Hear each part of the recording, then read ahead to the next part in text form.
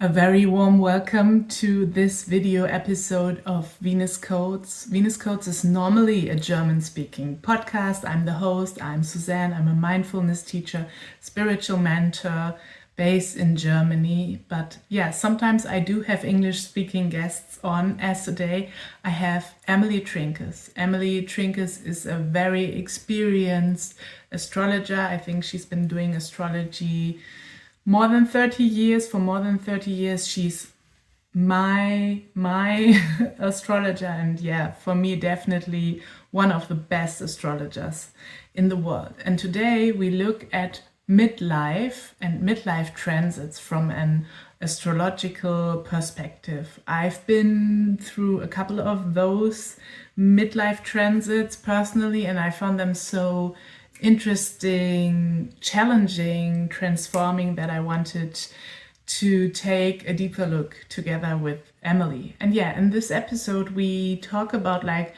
which are those midlife transits actually and when do they occur. And then we deepen into two of them, like the Pluto square Pluto and the Uranus opposition.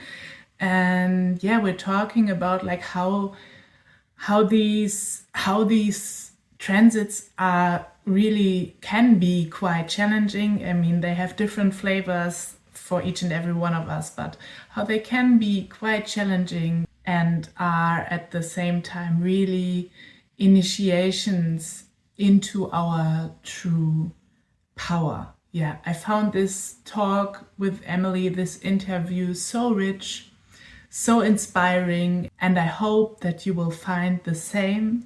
And I wish you a lot of joy and great entertainment and inspiring moments with this talk with Emily Trinkaus on the midlife transits. Enjoy. So, welcome back to Venus Codes, Emily. I'm thrilled that you are back.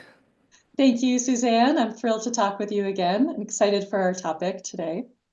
Yeah, and our topic is midlife transits, the astrological midlife transits. I chose the topic because I've been through two or three, I don't know exactly, of them, and I find it so interesting. And yeah, so would you like to start us with telling everyone what are those, who are those midlife transits and when do they occur? Yeah, so we're really talking about five different transits. And so this is about all of the slow moving planets. So Saturn on out. Um, and the first one typically is Saturn squaring Saturn, which happens for everyone around age 36. And lasts for about a year. And this is the first important Saturn transit after the Saturn return. So everyone, maybe not everyone, but a lot of people know about the Saturn return that happens at age 29, which is a big ending and beginning and realignment with my true path and purpose. But a lot of people don't know that 7 years later, you get another big Saturn activation, which is okay, you made some changes at the Saturn return. Now what's this going to look like? What's the next step? How do I take this to the next level? Okay, so that's the first one. The next is Uranus opposite Uranus. And this one varies in timing, but typically within the range of age 38 and age 45. So I was looking at your chart and my chart just to get a sense of the differences just in our ages and when it's happening for each of us. So for you, it'll be between about age 43 and 45. So this is about a 2-year process. And for me, it was age 41 to 43. And, and for some people even earlier. So varies a little bit. And this is one I know we're going to deepen into. This is a big revolutionary time, a time of reversals. Some people talk about it as Kundalini rising, this spiritualization. Pretty exciting and often manifests in very obvious ways, plays out in big ways in our outer lives. The next is Neptune square Neptune. And this one typically happens around between age 39 and 42. And I noticed that both of us had the same timing with that. And I know you're just emerging from that transit. And this one is more subtle. I don't think it's less powerful. Like what's subtle can be extremely powerful, and Neptune works through the unconscious. So there's a lot happening internally that often our mind can't necessarily grok, or we might not really know what it's about until we come out of it. Neptune is, god of the ocean or goddess of the ocean, so we can feel like we're kind of underwater. But this is a confrontation with our deepest spiritual values and spiritual connection. Neptune is a lot about what is God to us? How do we connect with Source? How do we connect with our deep, spiritual selves, our soul? So it can be a time of kind of confrontation and realignment with our deeper soul selves. But again, more subtle typically. The next one is Pluto squaring Pluto. And this one has the widest range in terms of age and when it happens, like extreme. So it can happen as early as age 36 and as late as age 61. Right? And that's, people who are born like with Pluto in Capricorn, Pluto was in Capricorn 2008 until 2024. People born with Pluto in Capricorn, they're going to get their Pluto square when they're 61, when Pluto goes into Aries. And this is because, right? It's kind of wild. And I think very different depending on whether you're in your 30s or 50s or 60s. Yeah. This is because Pluto has an extremely elliptical orbit. So it spends much longer in some of the signs and, shorter time in other signs. And even just like Pluto was in Capricorn for 16 years, now Pluto is going to be in Aquarius for 20 years, right? So, and this is another very big deal, very obvious one that we can deepen into, but this tends to bring up a lot of shadow. Pluto's the underworld. So what's been hidden? What have I not been dealing with? Who's running the show from the basement? And, how am I sabotaging myself because of these subconscious patterns? So a very big deal. And just to say that for me, my Pluto square was like between full on 36 to 37, but even starting as early as age 34 as it was coming into reality. And for you, 38 to 41. So just a little bit later. And I'll just say I envy the people who get it later in life, because in my experience, dealing with Pluto transits, the more life experience and resource and wisdom that you have, the easier it is. And I know, for myself, just dealing with other Pluto transits along the way, they get easier as I get older. And, in my 30s, I was not so well equipped, and it was a challenging time for sure. Okay, and then finally, the last one would be the Chiron return. So this is when Chiron has made a full circle through your entire chart and returns to where it was when you were born. And that happens around age 50, 51. And that's a very big deal. I think it's interesting for women because that often coincides with menopause and this big transition. And even though, okay, now that I'm 56, especially age 50, that's very young, but I do see this Chiron return as a kind of transition into taking on the role of more of an elder, like shifting into being more of a mentor and stepping into that next level of, healing or teaching or, serving the community from that more mature place, having gone through a full cycle around healing, Chiron being the wounded healer or shaman archetype. Okay. So that's the brief overview. The brief one. So interesting. It's also interesting. I didn't, for example, I didn't realize that for many people, Uranus opposition is before Pluto square Pluto. Right. Which Because that for that me, it's been different. yeah. Yeah, and I think that that matters, Uh, right? That makes those transits a different experience depending on which one is going to come first. yeah. So yeah, we said we would like to actually deepen on those two, Pluto square Pluto and Uranus opposition. So yeah, how do we go from here? What's the energetic flavor? Or maybe I don't know if this is a good place to start, but I'm curious because you just mentioned that it's different depending which one comes first for you. Could you describe the difference from your perspective? What comes to mind? Well, this would be mostly theoretical because most of the clients I've worked with have had the Uranus opposition, no, have had the Pluto square Okay. before the Uranus opposition. So I can't say that I've really, yeah, that Yeah. I have like a, you know, yeah, that I have the experience of Yeah. seeing it differently. Um, Okay.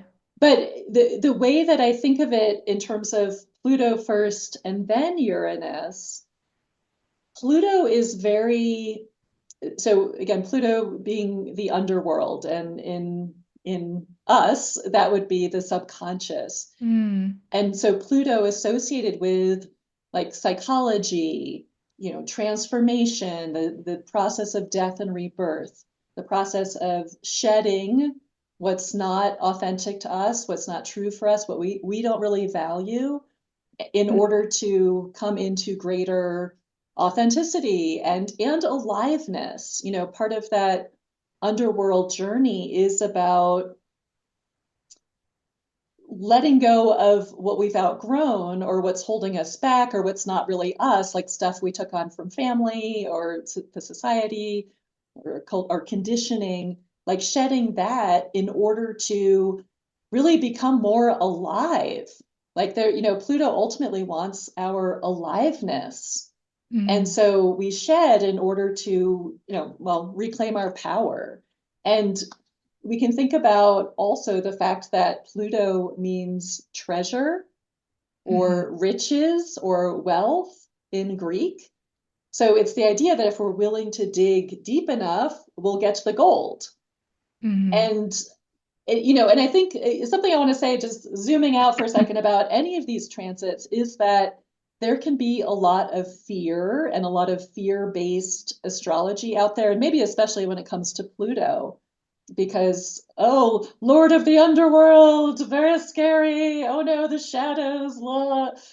And so I think it's really important, one, if you're coming into this transit or any of these transits, to be very discerning about the astrology, the astrological information that you seek out, because there is a lot of fear-based nonsense that's really not helpful. Hmm. And Pluto, and yeah, during Pluto square Pluto, your fears will come up. And that's part of what needs to be looked at and addressed and felt and processed through. And I think it is really important to get support during a big Pluto transit. And that was, for me, one of the big lessons, and I think for a lot of us, we want to be independent and self-sufficient, and it's very vulnerable and maybe cringy to ask for help. But I felt like I was, pushed to the point of really having to ask for help, and good. And that was a good thing. Hmm. Part of the Pluto archetype, it is about empowerment, but there's something important about mutual empowerment and the vulnerability to receive from other people. And that in itself can be a healing. And ultimately, this is, I think all of these transits are ultimately in service to our healing. Hmm. And of course, this depends on your worldview, right? Your cosmology. Is the universe out to get us? And when these transits come along, do I need to defend and protect? And oh no, here comes Pluto? Or can we see it as all of these planets are in service to life and in service to my healing? So yeah, I'm not saying these are all easy processes to go through, but they're ultimately in service to me becoming more me, more authentic. Okay, I don't know. I now I'm not even remembering your original question because I just went off on various tangents. I love it. Neptune is all, you said Neptune is conjunct Mercury today. Yes, Yeah, we're feeling it. we're gonna have a Neptunian conversation. We're Yeah, already are. so my original question was like, how would it differ if you have the Pluto Right. square Pluto first? Thank you. Yeah. Thank you. Okay, because so I think about if we think about the Pluto transit as we're going on an underworld journey, we're going really deep into the self to uncover and reveal and work through the shadow material, right? Uranus is the sky god. Okay, so we've got the underworld journey. We're in the dark, it's murky. It can feel like we're kind of journeying through the swampland, right? Uranus, the sky god, the Uranian process, the Uranus opposition, feels so different energetically. And one of the ways to think about this is as a process of spiritualization, right? Uranus wants to take our life higher, the sky. It's so with it when with the Uranus opposition, it's a process of where have we gotten to. One of the ways we can think of it is how have we become to Saturn, right? We have this Saturn return and the Saturn square Saturn, and that's a lot about getting our 3D reality in order, right? What kind of work am I doing? Is it in alignment with who I am? Am I in integrity? Can I pay my rent? Am I honorable in my relationships? Like how we do the Earth plane. Saturn's the last of the visible planets. So it is about this, how do we manifest in this reality? Let's get ourselves organized here and grounded in our bodies, grounded on the planet so we can function and do what we came here to do. So then Uranus comes along and says, "Oh, are you too Saturn? Like, have you lost connection with your bigger self?" And yes, we need that, and ideally we have enough grounding within ourselves and in this reality so that we can take that Uranian quantum leap, which wants to take us to a higher level. Again, this process of spiritualization.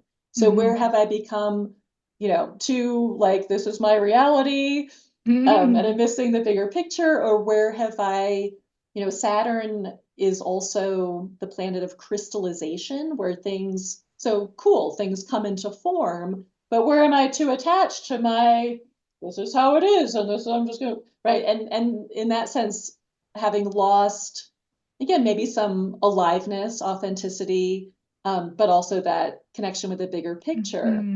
So to think about the Pluto square Pluto as a kind of internal cleansing. One of the ways I describe Pluto is like the soul colonic, right? Because it's like this purging of who am I not, and let me clear out to be, clear out what's not me. So that can kind of open us up or free us up when this Uranian lightning bolt, Uranus rules electricity, and that feels very different from Pluto. Pluto, deep, dark, Uranus, the Awakener, the Great Awakener is one of the names for Uranus. So so it's time to fly with Uranus. It's time to expand. It's time to innovate, go in new directions, shake it up, do something radically different. And Uranus does rule reversals.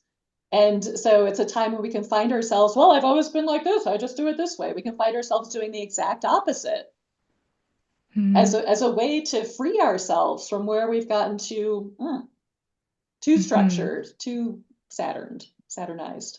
Yeah. But to me, sounds way more exciting than Pluto square Pluto. Well, I think I guess depending on your definition of exciting, but certainly excitement is the energy of Uranus. It is Uh-huh. exciting because it's expect the unexpected, and out of Mm. chaos comes creativity. It can be an extremely creative time and liberating. Hmm. And what I want to say too about these transits is that how, like, what seems exciting to one person or what feels like, oh, that could be fun, a lot of it depends on, or maybe it all depends on our own birth chart, where some people are just more wired to be like, oh, here comes Uranus. Oh, that sounds like fun. Let's shake it up.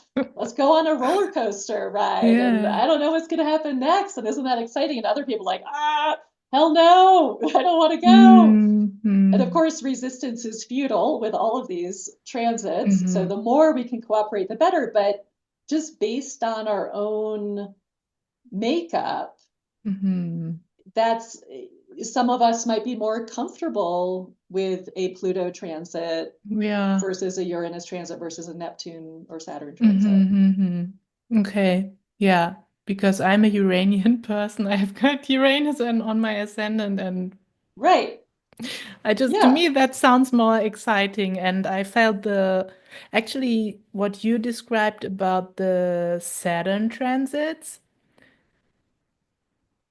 that's kind of how my Pluto transit felt to me. And I know it squared Saturn and Pluto at the same time because they are conjunct in my chart. But Right. it was so slow and yeah.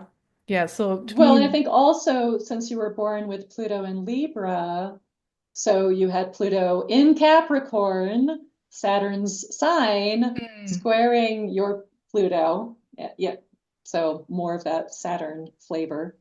yeah, definitely not one for me. Yeah, but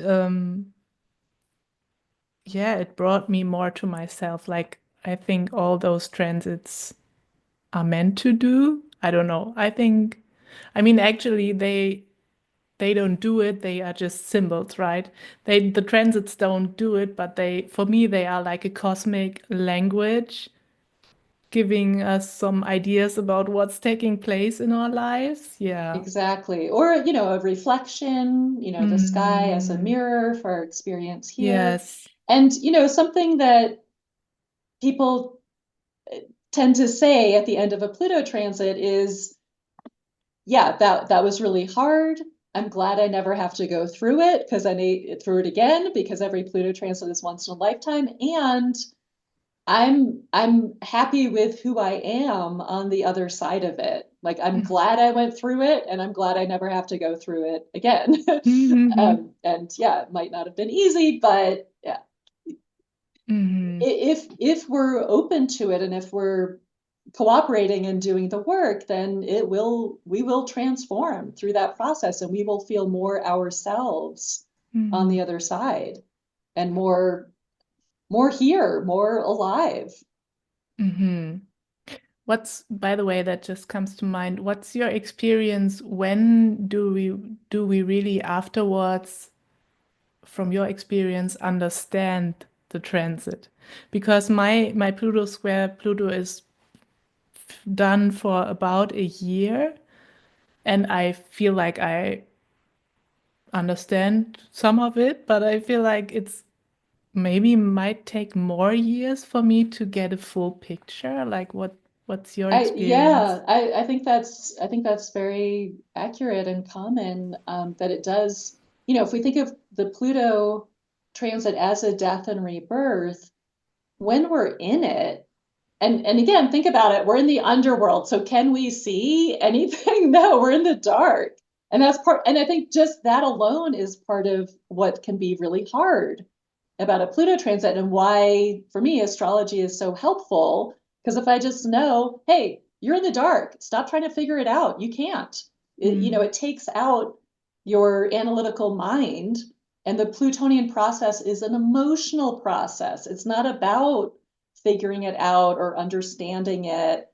And just so if you can just accept and bring some acceptance to, I'm in the underworld, I'm not going to be able to figure this out, fine. That helps. That helps a Mm-hmm. lot versus Mm-hmm. struggling. What's wrong with me? Why can't I see? Usually my mind is so sharp and now I can't, right? It's like, it's not time to see. So typically it's at the end of the Pluto transit or once it's over that the rebirth can happen.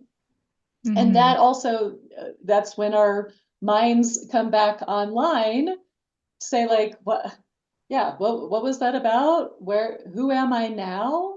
And I think it takes some time to get our bearings because something has shifted at a very deep level. And it's not until after typically that we're ready to implement or that, the external world, we're ready to take action in a way that reflects that deep change. So I Mm-hmm. think it can be a slow process of coming out. And here's another way to think about the Uranus opposition, which I know you're approaching, you're coming Mm-hmm. into, that Uranian energy is very revelatory. Uranus is the higher mind, the divine mind. So in contrast to a Pluto transit, when we do get a lot of great revelations and breakthroughs and the mountaintop view, being able to see things from a higher perspective. So that could be a time, especially of revelation, looking back on, oh, now I can see. Now I'm up high with the sky god and I can see what was happening down there in the underworld. Mm-hmm. So Yeah. that could be helpful. That'll be interesting. I'm looking forward to it. I mean, I hope life doesn't take me too serious on it. They are gonna give it to me like the thunder. How's it? Thunder, the lightning. Yeah, I don't know. I'm really confused now. Like, the I can feel the Neptune transit today. Because we had this list of topics or questions that I might ask you about, and they somehow don't make so much sense to me anymore. But let's yeah. Do you want to say I something? have a thought, and this relates to something that you had asked or Hmm. suggested as a topic. Like, do you want to, should we talk about a couple of examples Yeah. from like based on people's own chart, like in terms of which house or which sign? Yeah, great idea. Few examples. Hmm. So, and I have a couple, I'll be curious if you want to share anything from your Pluto squared. I know the Uranus opposition hasn't happened yet, so that'll get interesting. For me, the Uranus opposition, so if we think about, okay, you were born with Uranus in a certain house.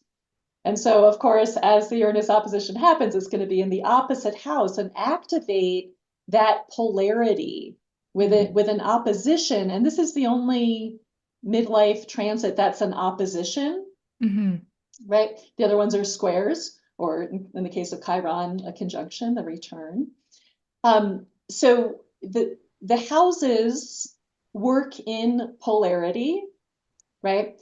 So, and where Uranus is in your birth chart might be a place where you tend to put a lot of energy into that realm. And for those who are not so astro techno savvy, the houses represent different areas of life or Hmm. arenas of experience.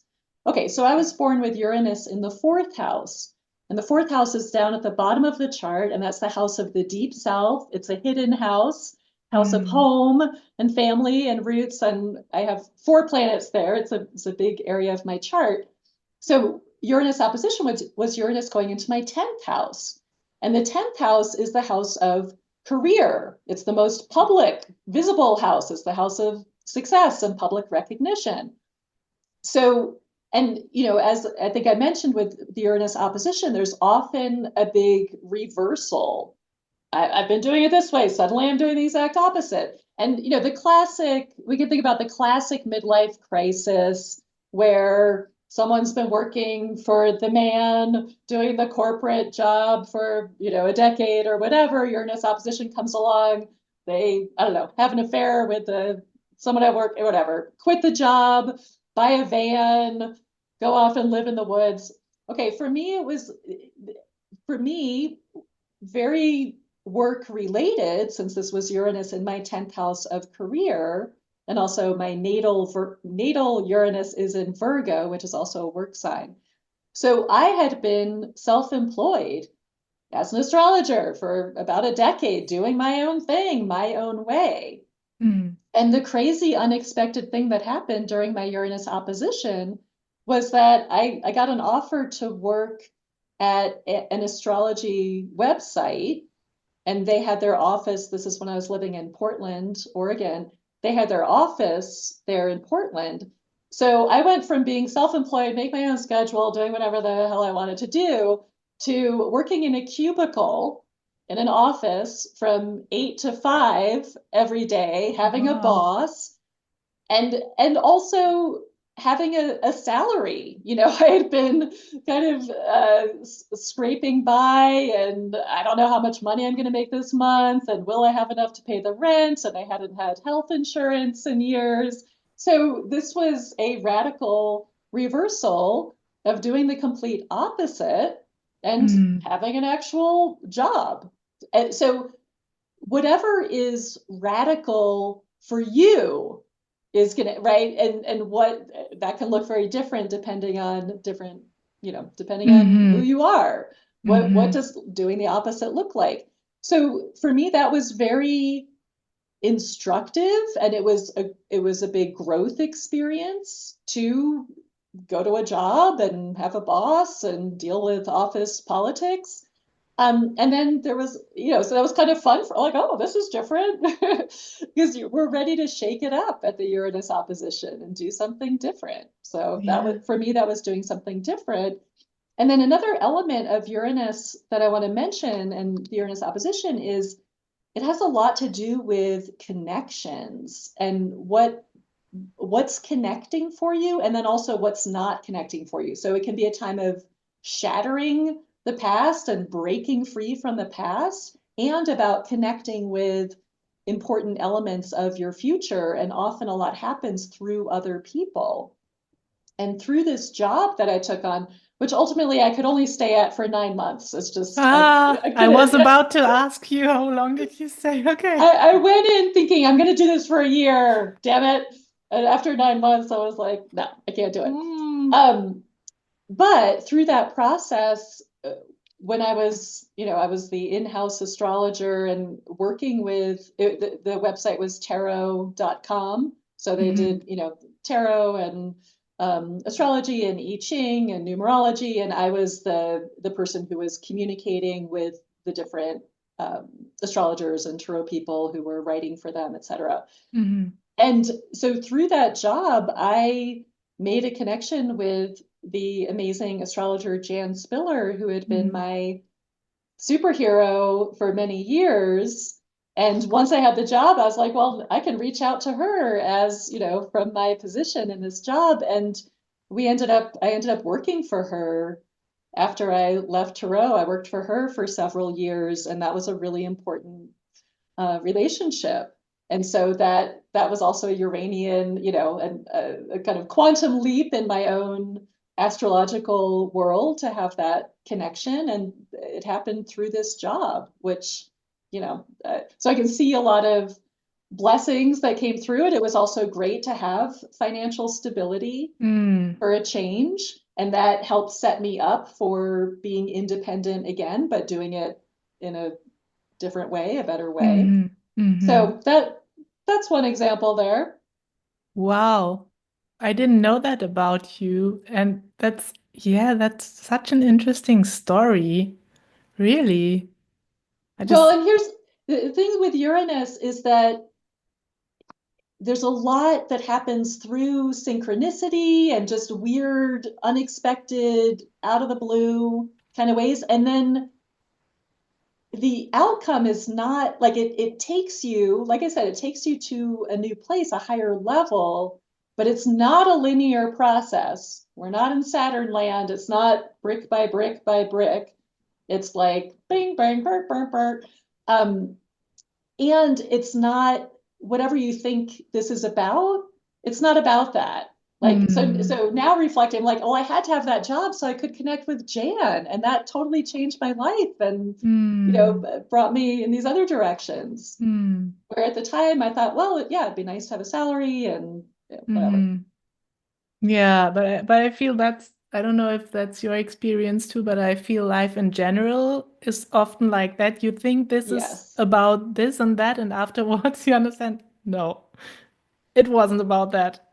Yeah. exactly. And I think, again, especially in the realm of the outer planets, Mm, and these are the transits we're really focusing on here because the outer planets are transpersonal forces. And mm, so I have my little plan and my idea about who I think I need to be and where I need to go and what I need to do, but there's a bigger plan out there. I mean, and this is part of what I love about astrology because I think it is a way of interpreting or opening to the divine plan.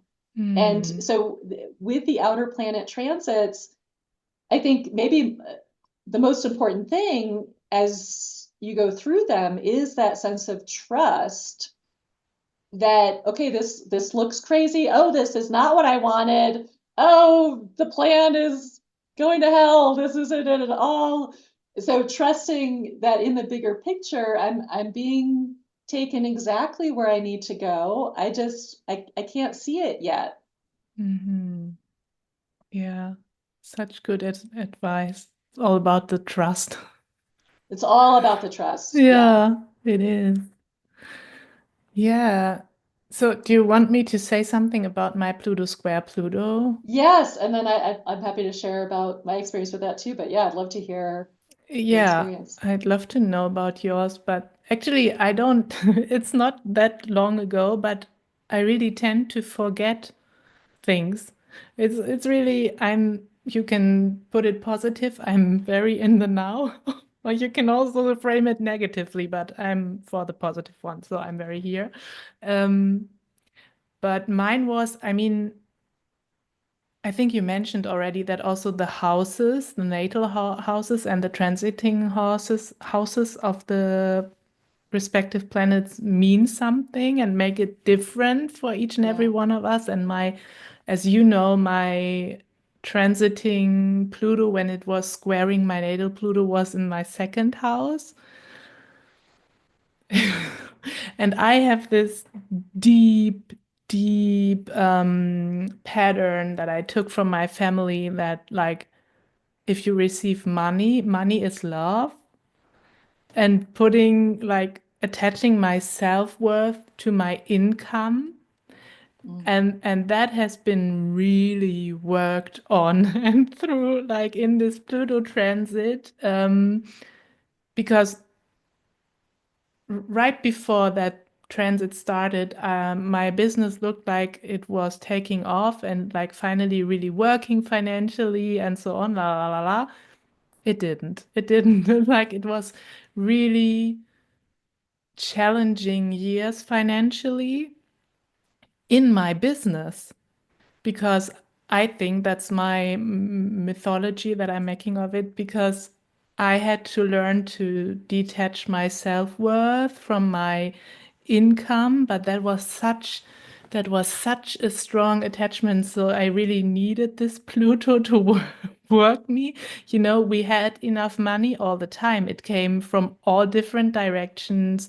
Like, my husband got a really not small raise in his salary, and then we got gifted money from the family. There was enough money. We were like cared for. We had enough money, but I didn't get the money how I wanted to get it because I needed it for my self-worth. And this was such, for me, with my patterns and my conditioning, it was the worst. But looking back, I can see, like, the gold, the gold that we find in the underworld.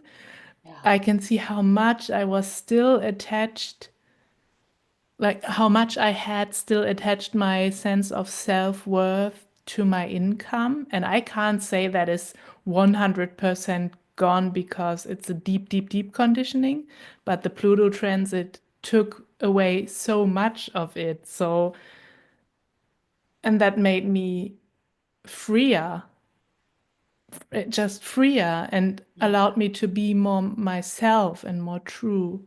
And yeah, it was really, I found it really challenging, but I can see now that it was really important for me to to live the life that I want to live, that Pluto took this away from me, this attachment, or most of it. Yeah, that was mine. And how about yours? Yeah, that's good. Oh, yeah. And so Pluto, right? Like anything but this. Like, just leave this part alone. And Pluto's like, that, yeah. Mm-hmm. Yeah, and it's interesting, with money, and even though for you that was specifically Pluto going through your second house of money and, big focus on that. But I know for myself, my Pluto transit also was a really hard time financially. And I went into debt for the first time in my life and had all this shame around it.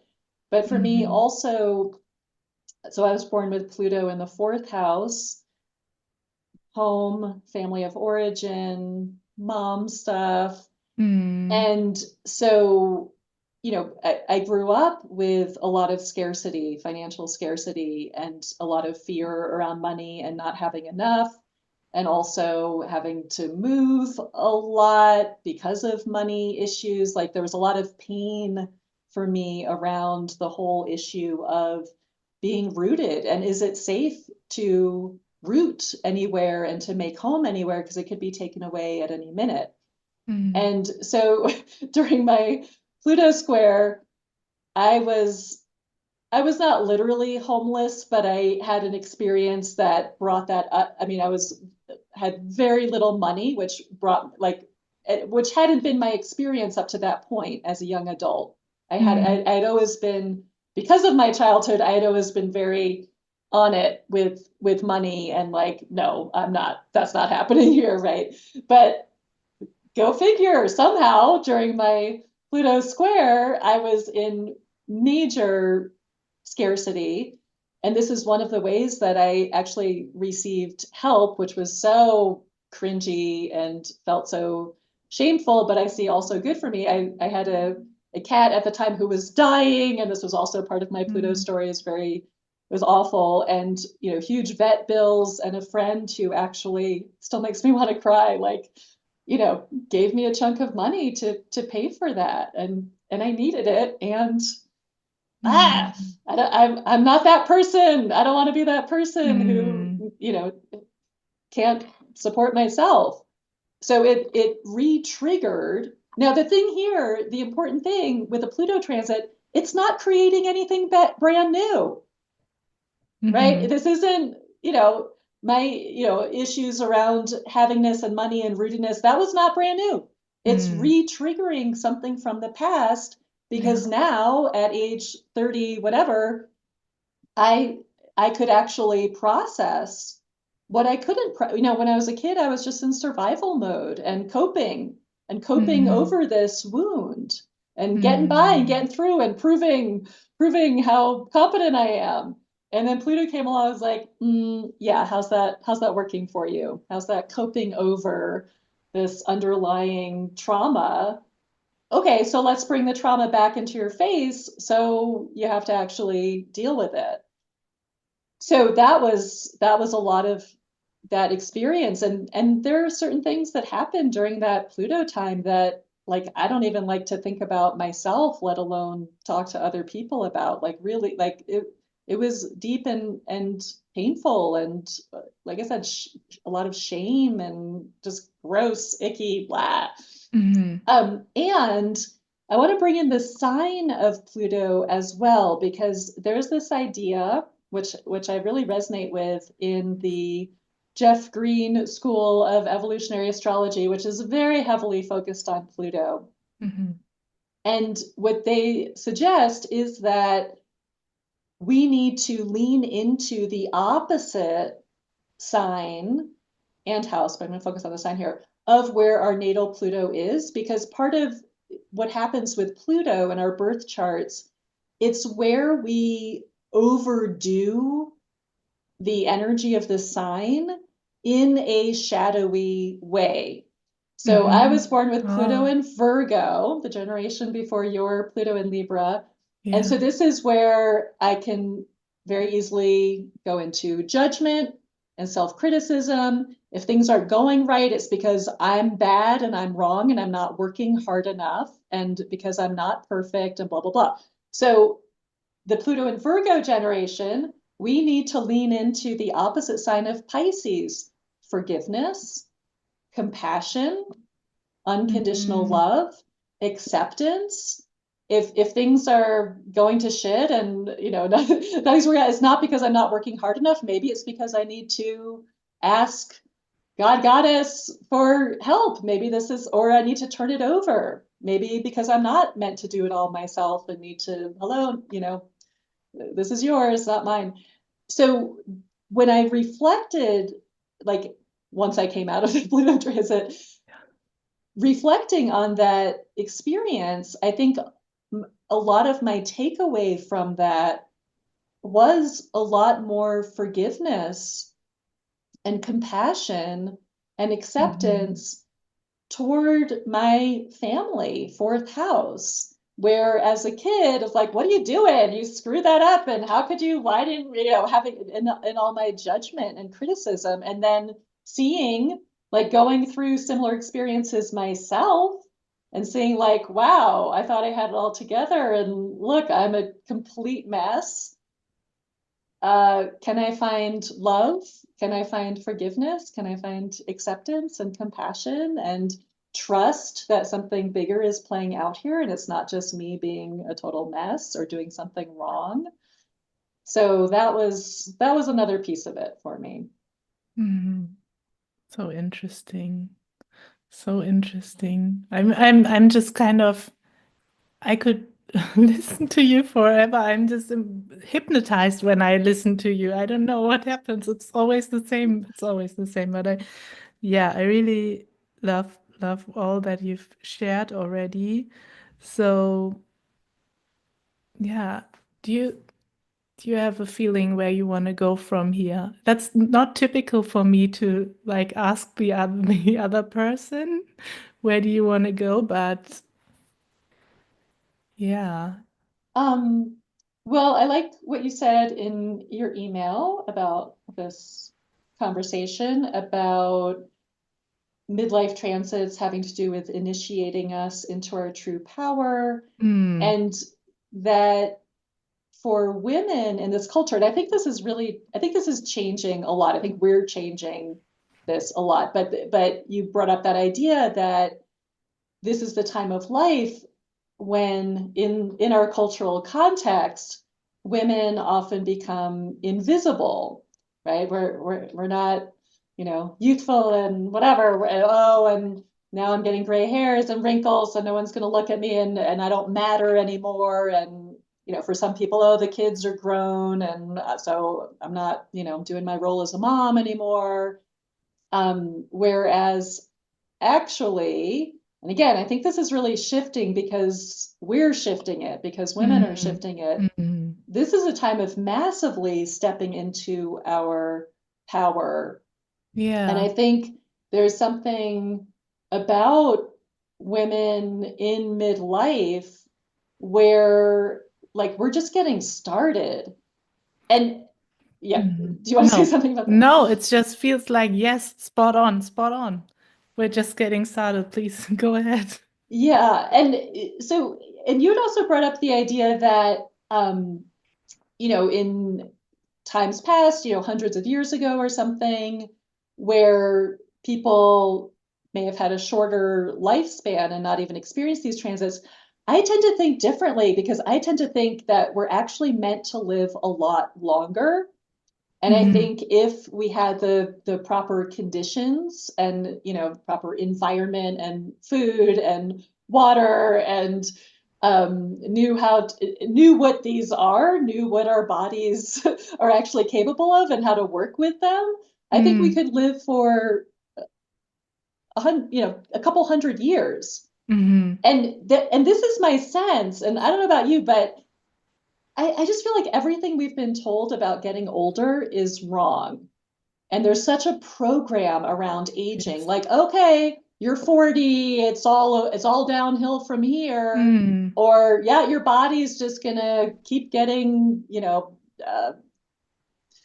tighter and more painful, and it's just gonna be. Whereas I feel like in my actual experience, I feel so much better than I did in my 20s. Mm.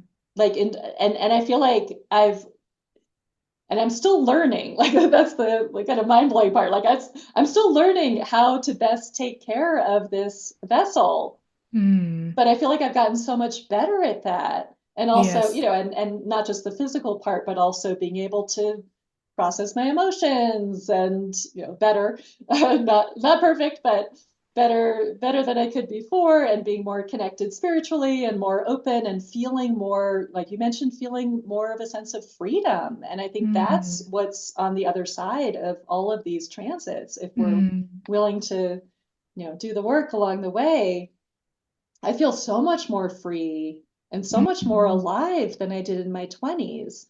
And it's a little bit, I mean, it's cool, right? It's not what I expected, but and then there can be that frustration of like, oh, I'm just starting to get it. But this is why I think we're meant to live much longer. And I know, I have friends in their 70s, and even thinking about my mom who just turned 84, who's like, thriving. Like, yeah, she has physical issues going on, but I see her growing by leaps and Mm. bounds in her Mm. 80s, Mm. which is just, it's incredible. Mm. So that's why I think, maybe these midlife, what we think of now as midlife transits were maybe more like, oh, we're just getting started here. So yeah, we need to go through these initiations, and then we have another 100 years to, live in this more liberated way. I don't know. Mm. Yeah. I I don't know either, but I feel a lot of what you said is true, and I've thought about it for myself many times.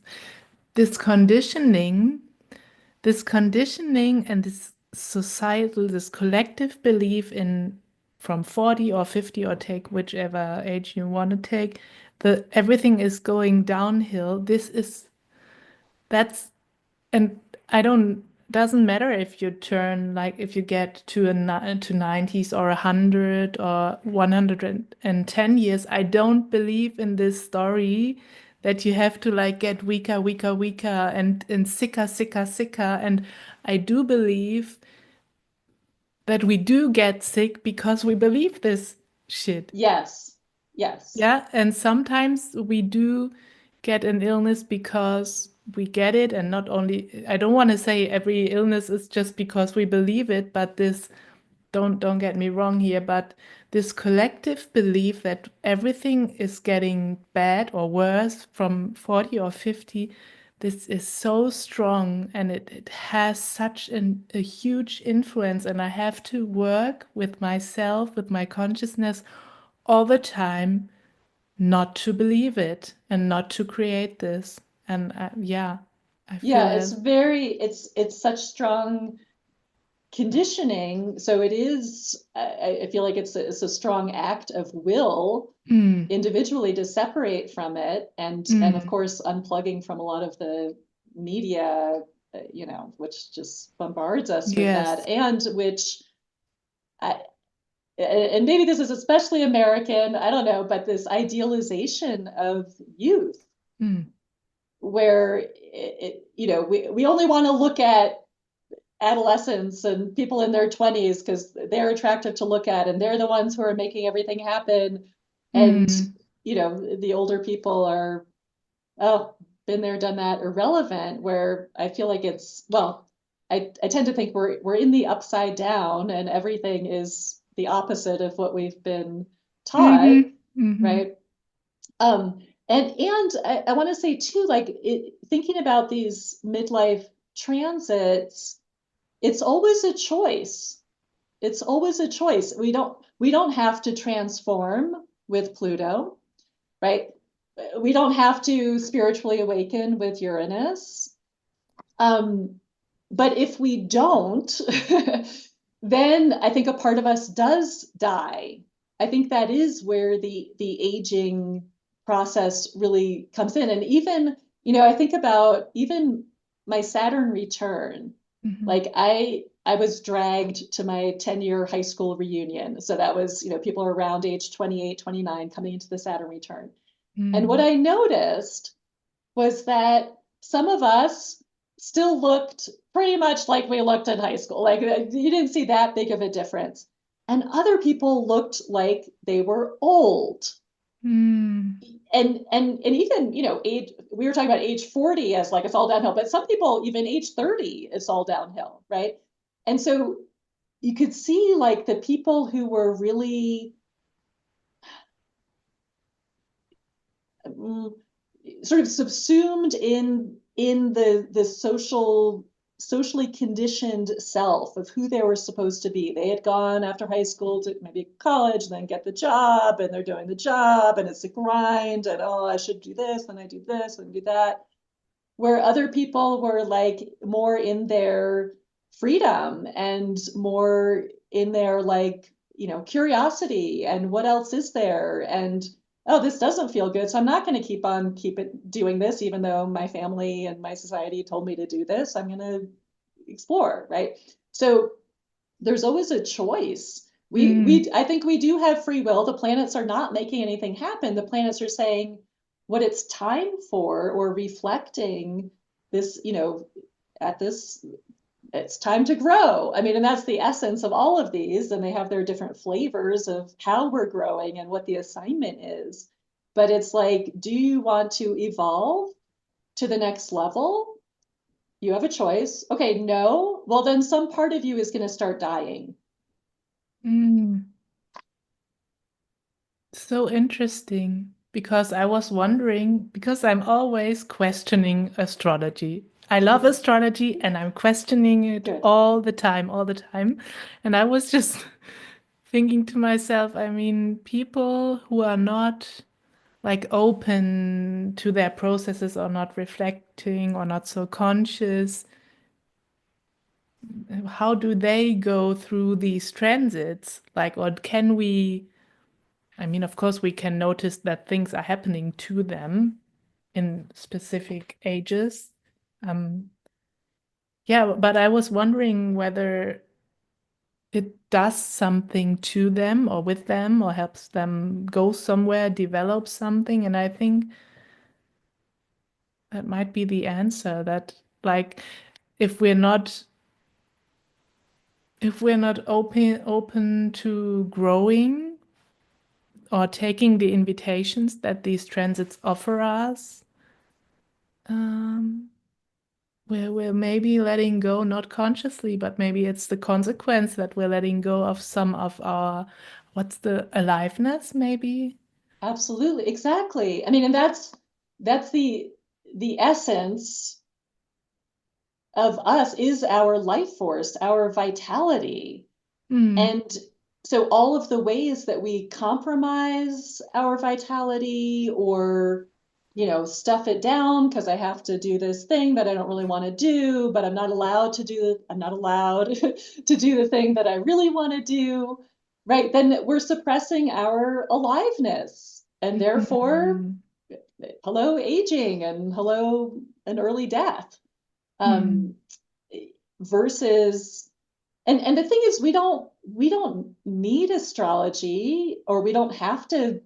I mean, people can go through these transitions without knowing anything about astrology, or knowing, what the astrological transit is, if Sure. they're, and the people who are really paying attention and very self-aware, and who trust, again, coming back to trust, who trust what their intuition, their bodies, their feelings are telling them, they're going to Mm. naturally go through these processes. The Pluto square Pluto will come along and be like, it's time to go to therapy, or it's time to do some shamanic healing, or, I'm Yeah. ready to go deep, or I need to go on retreat for a month and just really go into myself.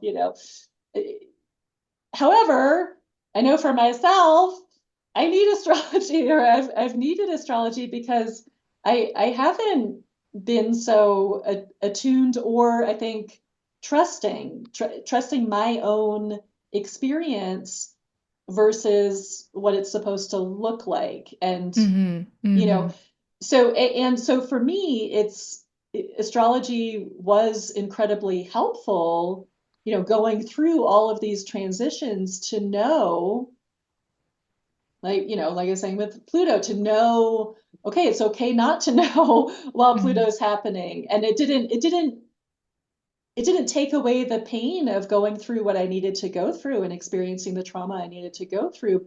But one, I knew there was an end date, also very helpful with astrology. Is this just going to be my life? Is this the rest of my life? Am I in the underworld for the rest of my life? No, you're not. It's for a couple of Mm-hmm. years, but there's light at the end of the tunnel. There is a rebirth coming. Mm-hmm. Um, so, or Uranus, like, hey, it's time to take risks. It's time to shake it up. It's time to break free. It's time to shatter the past and connect with something brand new. And again, that can be hard to trust. And I have to say, most of my first time clients or people who just, seek out astrology or get interested in astrology for the first time, it happens during the Uranus opposition. That is a classic Oh. time. And I think Uranus rules astrology, so it's kind of poetic in that sense. But I also think because crazy things can be happening, so it's like everything's so crazy. The only person who's going to understand is an astrologer. So I Mm-hmm. gotta go to someone weird because weird things are going on, and I don't understand. Mm. Yeah, I wonder why. I mean, I don't wonder why, but isn't it interesting that it's not talked more about in like the wider society? I mean, life is so interesting, and this midlife craziness is so interesting and transforming. And I know on the one hand, we don't want to go like the collective, like the broader society. Most people don't want to go to the depths. So it makes sense that it's not talked about in broader contexts. Contact? No, how's that called? Can you say that? Yeah, In yeah, broad, yeah. Context. yeah, and it's, I mean, astrology is getting more and more popular, but yeah, so I get it why it's not talked about. And on the other hand, I think how can you not wanna know all this and experience life at this depth? It's so interesting. Yeah. Right. And this is, so let's say someone's coming into their Pluto square and they feel depressed and life is meaningless, or things that used to have meaning don't have meaning, things that used to bring joy don't bring joy. So then, if they're just staying with, the social norms, I have depression, I need to medicate, there's Mm, something wrong with me because I'm not feeling good. So I mm, need, to go to the doctor and get a pill to stop feeling bad, right? mm, And so that shuts down the process versus, I think part of what's cool with the midlife transits is like we all go through these. So it's actually normal.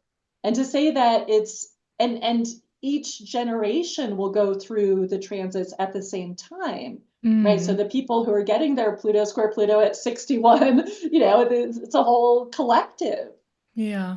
So wouldn't it be helpful to know it's it's not that there's something wrong, there's something wrong with you, or you have a chemical imbalance that needs to be corrected with this pharmaceutical. No, it's just time. It's just time to go through a dark night of the soul, and that's part of Mm. life, Yeah, it right? is. And that's like being alive means periodically going on an underworld journey because we've accumulated stuff that we need to empty out to get Mm. back our joy and motivation and excitement about life.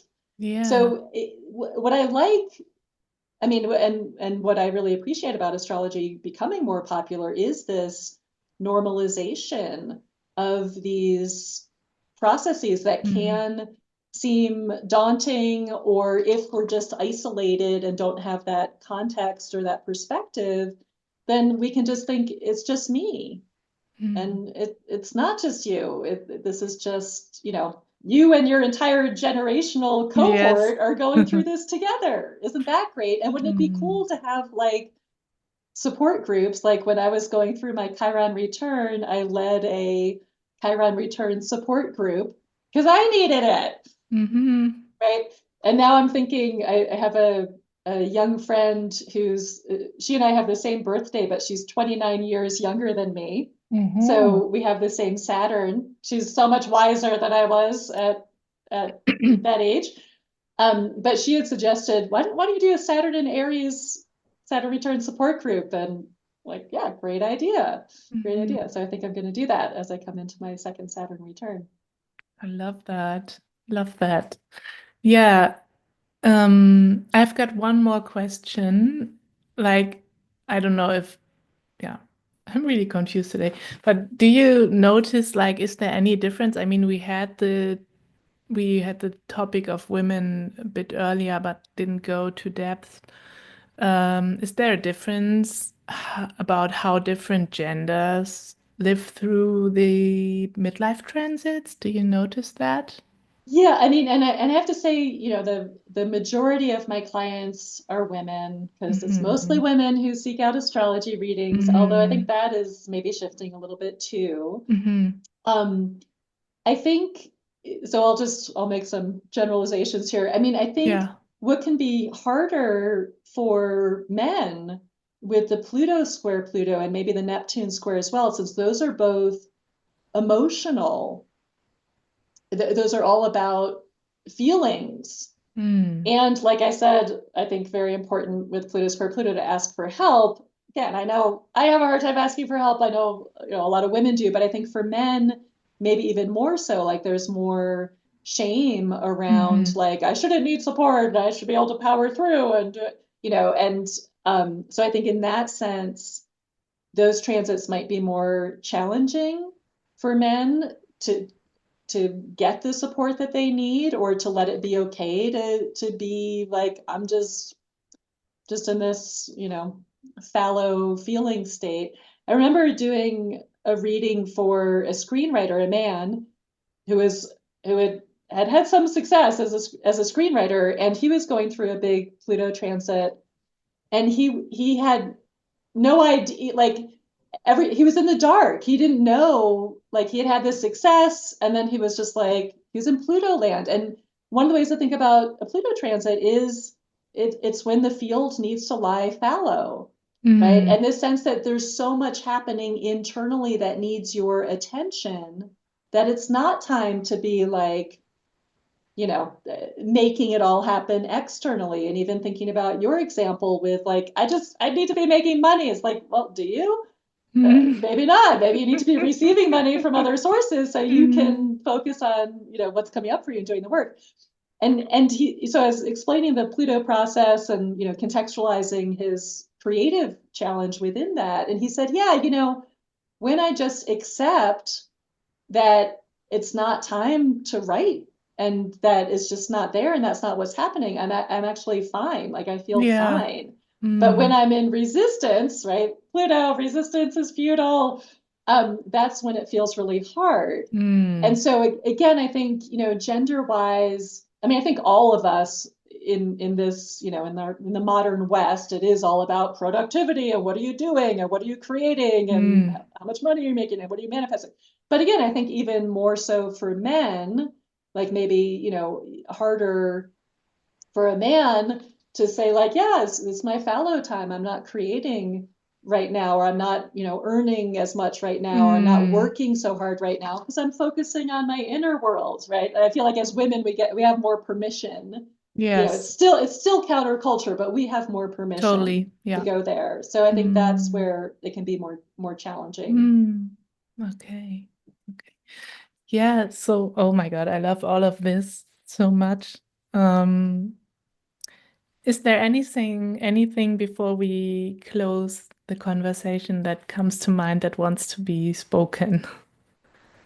I would I want to reiterate the importance of trust and again, trust in the biggest sense that these transits are not to be feared. And yes, they can be challenging, as we both shared our own experiences, especially Pluto. And there is a deeper purpose that's being worked out and worked through us. And ultimately, these are all taking us to a better place and a more alive and healed and thriving state of being. So, just to anyone who's approaching any of these transits, just, the trust that no, this is not the rest of your life. This is an initiatory process. Find other people going through that process to, and you can support each other and know that you're not alone in it. You're never alone in these generational transits. A whole group of you are going through them together. And so, and this is where I think astrology, like the astrological awareness of this, could be so helpful too, because it gives us a way to talk about these processes, which I think especially with like Neptune and Pluto, it can be hard to even find words because we're in such a deep place within ourselves, and also there might be that shame element or whatever. Yeah. But just, to give us a way, astrology gives us some language for what we're going through, and that could be a helpful way to connect with other people, and knowing that, anyone your age is also going through it. No, you are not alone. You're not the only one. There's nothing wrong with you. So that's what I want to say. Thank you so much, Emily. And also, I think always a good idea to book a reading when you're in in these transits, any transits. And I want to highly, highly recommend your work, like your readings, but also the classes that you have on your website. There are some on demand where you can just book and dive into all the astro magic. And I really, really highly recommend that. And yeah, is there anything right now? So this episode comes out on May 7th, 2025. Anything you want to talk about from in your work right now? Anything you can tell? No, I don't. I'm going to start teaching a class locally right around that time. I'm going to teach an astrology 101 class here in Southern Oh, Colorado, but I amazing. don't have anything coming up online in that time Okay. frame. But thank you. So, but there's plenty beautiful astro stuff on your website that is going to be linked in the show notes, video description. So, yeah, then thank you so much, Emily, for like diving into this midlife magic with us. Ooh, midlife magic. I like it. Yes. Yeah, it's thank you very much for your time and your wisdom. Yeah, my pleasure. It's always fun to talk with you, Suzanne. Thanks for the opportunity. I hope you enjoyed this talk with Emily. I certainly did. Please, if you found this interesting, give us a thumbs up and also check out the other videos, interviews with Emily that I have on this channel. And yeah, you will find many links to Emily's work and to my work in the video description. Thank you for watching.